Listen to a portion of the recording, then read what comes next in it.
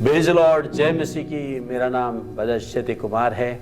आज हम ऐसे विषय में मिलने जा रहे हैं, सुनने जा रहे हैं, देखने जा रहे हैं।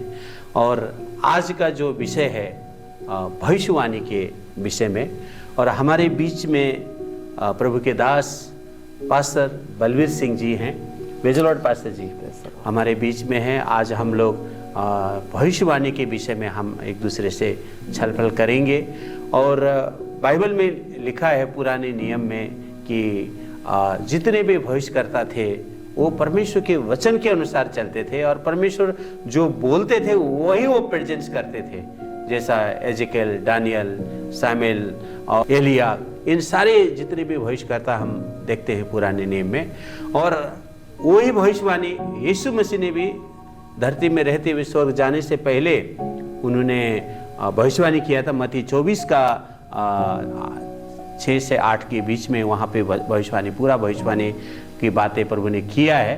और उस समय का भविष्यवाणी और आज की जो भविष्यवाणी के बारे में आज हम पास्टर बलवीर सिंह जी के साथ सीखेंगे।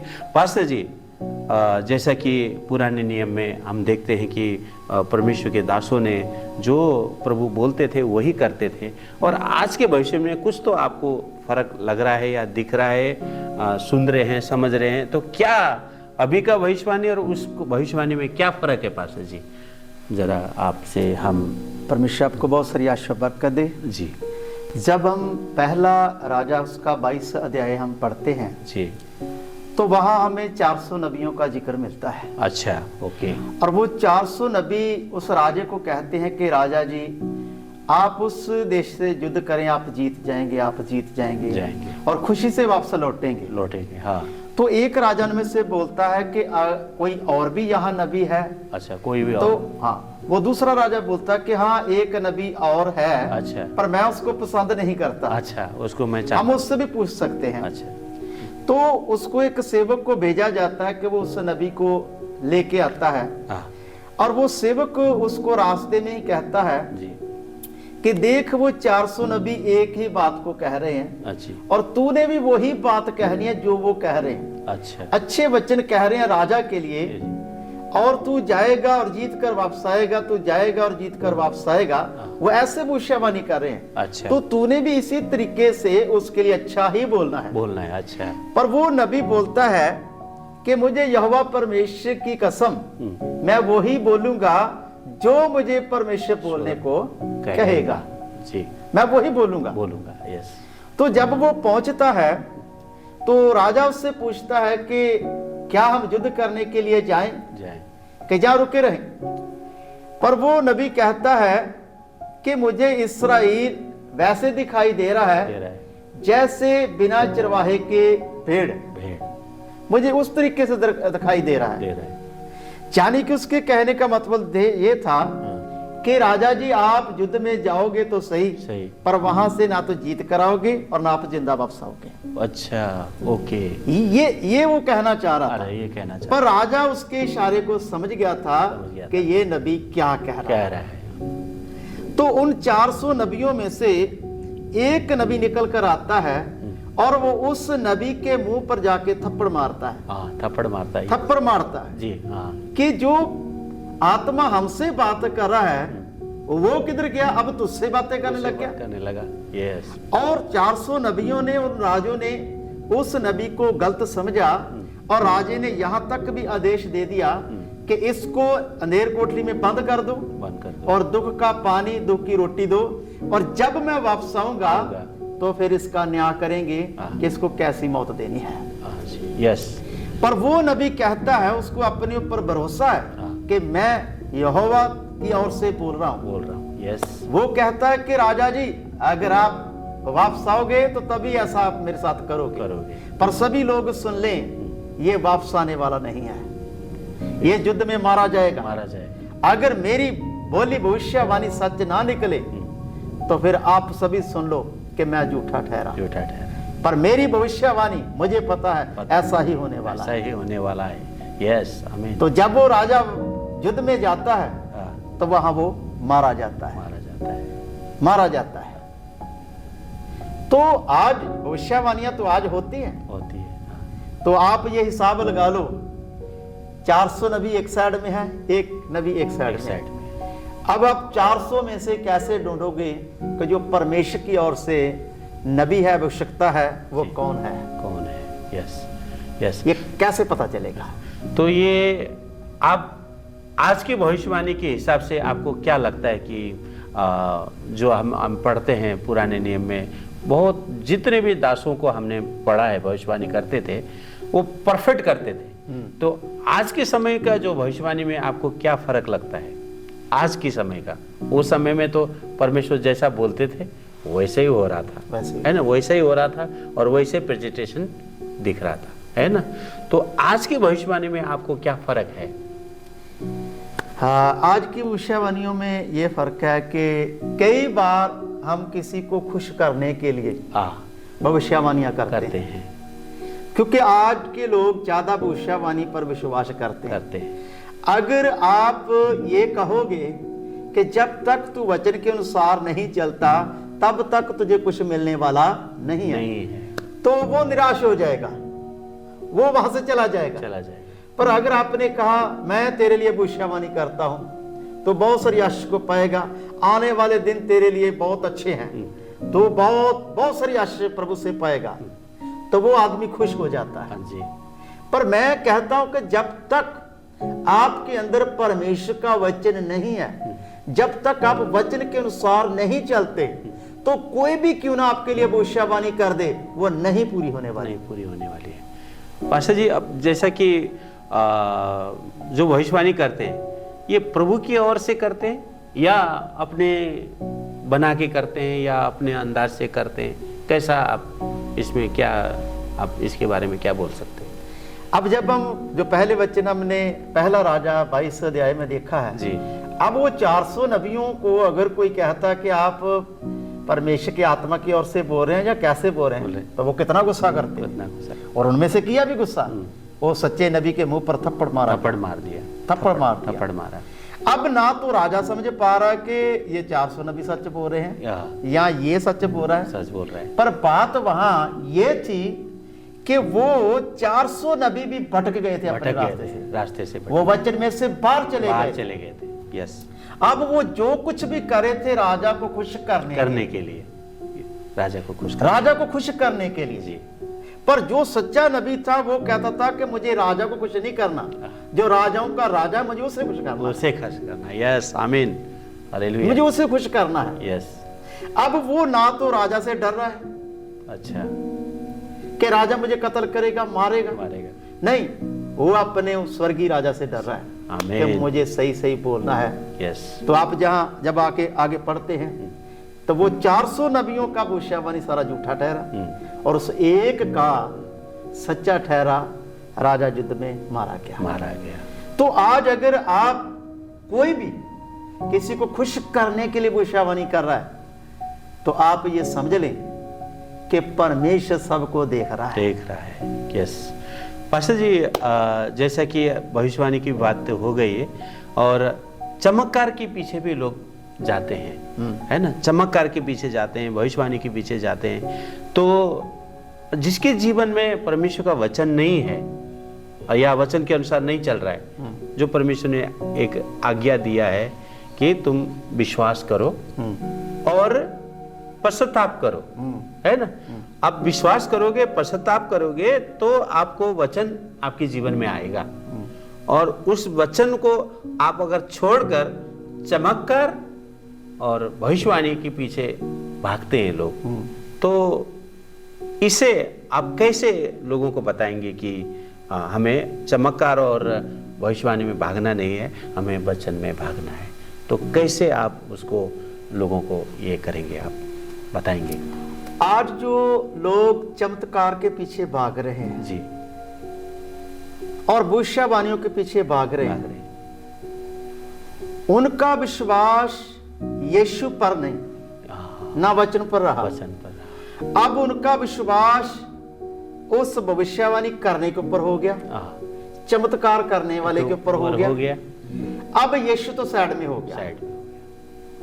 और मैं कहता हूं जो लोग चमत्कारों के पीछे भाग रहे हैं, जहां भविष्यवाणियां कि उनके लिए अच्छी अच्छी भविष्यवाणी जो करेगा हम उसके पीछे जाएगा, वो अपने साथ बहुत बड़ा धोखा करेगा।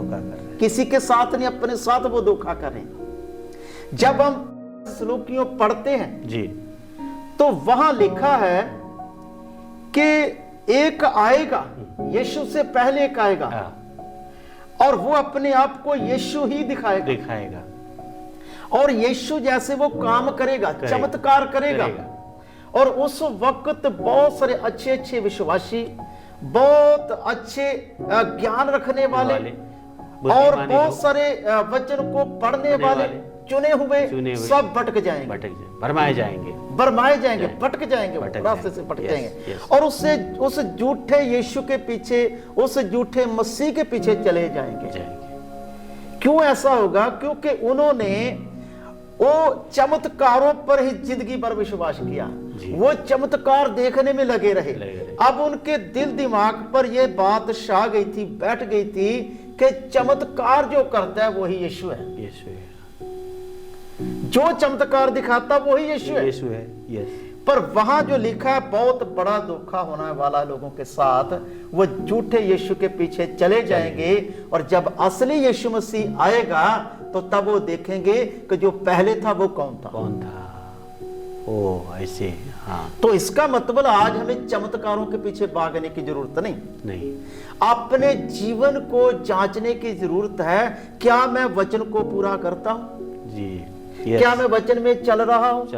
यस। क्योंकि चमत्कार तो होते हैं, मैं इसका इनकार नहीं करता, बाइबल में होते हैं चमत्कार, पर जो पहला चमत्कार होता है वो आपको ये परमेश्वर दिखाता है कि मैं जिंदा हूं। पर अगर आपने आदत ही बना ली कि मुझे तो चमत्कार चाहिए, अब इस पास्टर से तो चमत्कार दिखाया नहीं जा रहा, अब उस पास्टर के पास मैं जाता हूं, तो मैं कहता हूं आप अपने साथ धोखा कर रहे हैं। परमेश्वर साथ भी धोखा कर रहे हैं, परमेश्वर के साथ भी धोखा कर रहे हैं। क्योंकि वो जिस पास्टर के पास आप छोड़ के दूसरे के पास जा रहे हो, या उधर से दूसरी जगह जा रहे हो, लेकिन आपको परमेश्वर का वचन नहीं है, तो आप धोखे में ही हो। बात वही आ गई ना पास्टर जी, बिना वचन के किसी का उद्धार नहीं है। वचन ही उद्धार कर सकता है।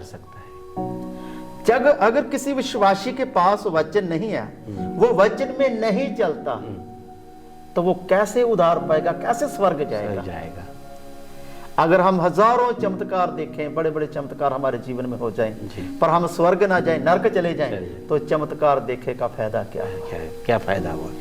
तो पास्टर जी, जैसा कि अभी आपने बोला कि बहुत अच्छा से आपने इसका उत्तर दिया है, तो हम यही पूछेंगे कौन लोग स्वर्ग जाएंगे, तो कौन लोग नरक जा रहे हैं और कौन लोग स्वर्ग जाएंगे, और स्वर्ग जाने का रास्ता क्या है, कैसे हम उस स्वर्ग जाने के लिए उस रास्ते में हम चल सकते हैं, उसमें बढ़ सकते हैं और सीख सकते हैं, और लोगों को हम सिखा सकते हैं, बता सकते हैं। तो क्या हमें स्वर्ग जाने का जो रास्ता है, बहुत लोग बहुत तरीके से बताते हैं, लेकिन आपने वचन को अनुभव आपके पास है, तो आपका एक्सपीरियंस क्या बोलता है, कैसे हम स्वर्ग का रास्ते को हम चुनकर उसके ऊपर कैसे चल सकते हैं? कैसे स्वर्ग हम इस तरीके से जा सकते हैं जी, जहां तक मुझे पवित्र आत्मा सिखाता है। आमीन, आमीन, बेस्ट गॉड। कि चमत्कार हो ना हो चलेगा। यस। मेरे लिए कोई भविष्यवाणी करे ना करे चलेगा। मेन बात यह है कि मुझे अब वचन के अंदर चलना है। आमीन, बेस्ट गॉड। मुझे वचन में रहना है। मुझे अब वचन जो दिया गया है, जो वचन मैंने सीख लिया है, पढ़ लिया है, अब उसमें मैंने रहना है।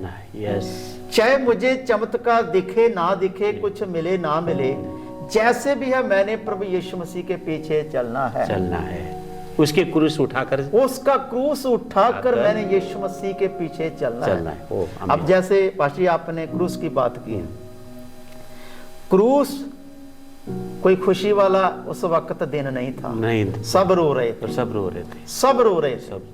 विलाप कर रहे थे सब जी। इसका मतलब क्रूस उठाने का मतलब ये है कि अपने दुखों में भी चलना और यीशु के पीछे रहना, Praise God. Hallelujah. Hallelujah. यीशु मसीह के ही पीछे रहना। Yes.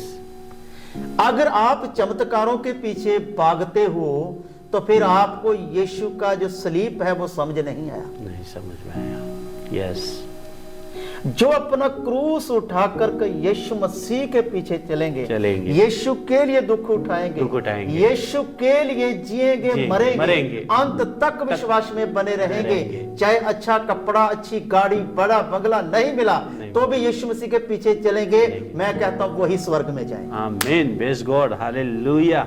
हालेलुया। बहुत सुंदर। हालेलुया। बहुत अच्छे तरीके से आपने इसको दिया है। सचमुच हम जब प्रभु के सबसे बड़ी बात है कि हमें अपने जीवन को मन फिराना है, पश्चाताप करना है और विश्वास करना है और वचन के अनुसार अपना जीवन बिताना है, और तभी हमें स्वर्ग जीवन का, अनंत जीवन का मार्ग हमें प्रभु पवित्र आत्मा के द्वारा हमें बताएगा।